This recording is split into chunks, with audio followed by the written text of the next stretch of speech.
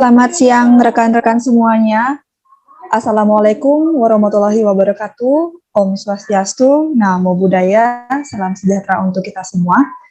Semoga kita semua selalu dalam keadaan sehat. Jadi pada siang ini saya berkesempatan menjadi moderator pada acara kita kali ini. Nama saya Niputu Sukma Abdi Utami, bisa dipanggil Sukma. Jadi pada siang hari ini saya akan memoderator narasumber kita, yakni Bapak Musyibawai. Bisa dipanggil Bapak atau Kakak ini ya, sebaiknya ya? Kakak aja deh. Baik, Kakak Shiba. Jadi Kakak berasal dari Asrama Haji Embarkasi Lombok. Betul Kakak? Nggih. Ya, baik Kakak. Jadi silakan untuk kesempatan ini mengisi terkait tentang manajemen ASN. Silakan. Terima kasih. Saya sampaikan kepada Ibu Moderator, Ibu Niputu Sukma Abdi Utami yang telah memberikan kesempatan untuk menyampaikan materi terkait dengan manajemen ASN. Oke, langsung saja untuk mempersingkat waktu dan mengefektifkan waktu, bahwa di sini ada beberapa hal yang akan saya sampaikan pribadi terkait dengan manajemen ASN. Yang pertama itu adalah manajemen ASN yang dilihat dari segi peran, kedudukan, tugas dan fungsi, beserta kode etik, kode perilaku, hak dan kewajiban daripada ASN itu sendiri. Yang kedua, sistem merit dalam manajemen ASN itu sendiri. Yang pertama-tama, tentu saja ketika kita berbicara tentang manajemen ASN, di sini kita harus mengetahui payung hukum daripada manajemen ASN itu sendiri. Manajemen ASN itu diatur dalam Undang-Undang Nomor 17 Tahun 2020 dan diatur dalam Undang-Undang Nomor 5 Tahun 2014 tentang aparatur sipil negara. Bahwa di sini kita ketahui bahwa fungsi daripada ASN itu yang pertama, menurut Undang-Undang Nomor 5 Tahun 2014 ya, itu sebagai penyelenggara kebijakan publik, sebagai pelayan publik, dan sebagai perekat dan pemersatu bangsa. Dengan tugas daripada ASN itu adalah melaksanakan kebijakan publik yang dibuat oleh pejabat pembina kepegawaian yang sesuai dengan peraturan perundang-undangan. Yang kedua, memberikan pelayanan yang prima, yang terbaik dan berkualitas. Dan yang ketiga, mempererat persatuan dan kesatuan NKRI. Seperti itu. Terus ketika kita berbicara tentang pegawai ASN itu terdiri dari dua, yaitu pegawai negeri sipil dan pegawai pemerintah dengan perjanjian kerja. Jadi kedudukan ASN dalam Undang-Undang Nomor 17 Tahun 2020 adalah pegawai ASN berkedudukan sebagai unsur aparatur negara yang menjalankan kebijakan yang ditetapkan oleh pimpinan instansi pemerintah serta harus bebas dari pengaruh dan intervensi semua golongan dan partai politik. Artinya di sini itu kan ASN sebagai perekat dan pemersatu bangsa. Jadinya dia harus, seluruh pegawai ASN itu harus netral daripada pengaruh dan intervensi semua golongan termasuk partai politik. Peran ASN itu sendiri kita ketahui bahwa sebagai perencana, pelaksana dan pengawas pemerintahan dan pembangunan yang profesional, bebas dari intervensi politik serta bersih dari praktik korupsi, kolusi dan nepotisme. Seperti itu.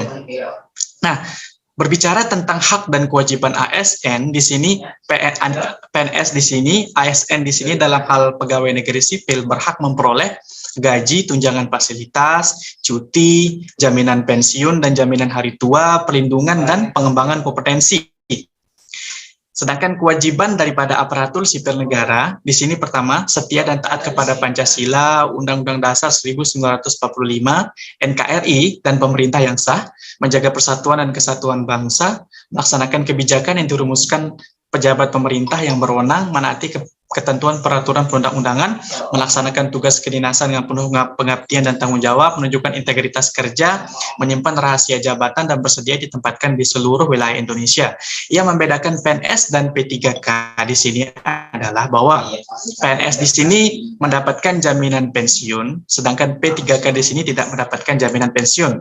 Karena P3K kita ketahui bahwa dibuka lowongannya yang kita ketahui berdasarkan manajemen ASN untuk mengisi kekosongan pada posisi-posisi tertentu. Jadi dari pengembangan karirnya dia tidak simultan, seperti itu, tidak seperti PNS yang punya pengembangan karir berdasarkan golongan dan lain sebagainya. Mungkin terkait dengan manajemen ASN itu saja yang bisa saya sampaikan. Adakah pertanyaan? Baik, terima kasih atas penyampaian materi yang luar biasa, itu Kakak Shiba. Mungkin dari rekan-rekan ada yang mau bertanya mungkin? Izin bertanya, Ibu Sukma. Baik, silakan Kak Tera. Pertanyaannya untuk Kak Sibat. Sebelumnya terima kasih atas waktunya.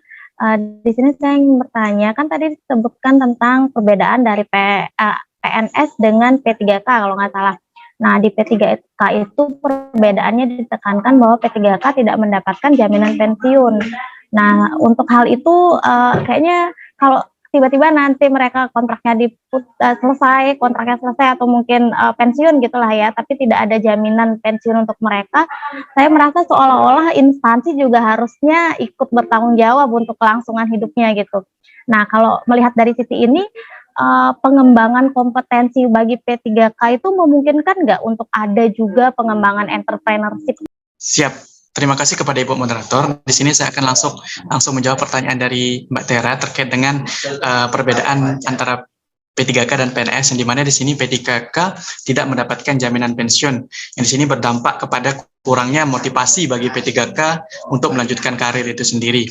Bahwa di sini perlu diketahui bahwa di sini Badan BPJS yang kita ketahui di sini memberikan perlindungan berupa jaminan keselamatan kerja bagi P3K. Itu adalah bentuk kontrak kerja antara BPJS dan P3K dalam memberikan motivasi untuk bekerja kepada P3K itu sendiri. Nah, terkait pertanyaan apakah bisa memberikan pelatihan-pelatihan entrepreneurship kepada PNS khususnya P3K, tentu saja bisa, sangat bisa, karena memberikan pelatihan atau memfasilitasi pelatihan itu adalah bentuk pelayanan yang diberikan oleh instansi untuk mengembangkan kompetensi daripada pegawainya. Salah satunya kita ketahui di instansi saya juga pernah mengadakan dalam triwulan akhir kedua tahun 2021 itu menyelenggarakan kegiatan pembekalan jiwa entrepreneurship bagi aparatur sipil negara di lingkungan UPT Asrama Haji Embarkasi Lombok. Intinya begini, jika ada penambahan pegawai baru, otomatis kan ada riset atau pengaturan ulang terkait tentang sistem, kebijakan, dan sebagainya. Cara menyikapinya sebagai seorang ASN seperti apa? Terima kasih. Terima kasih pertanyaan dari Saudara Ipi. Mungkin ini izin Ibu Moderator, mungkin ini juga sedikit menyinggung sistem merit ya, yang dimana sistem merit itu adalah suatu sistem manajemen ASN, yang dimana sistem merit itu mengenal kompetensi, kualifikasi, dan kualitas untuk kemudian mendapatkan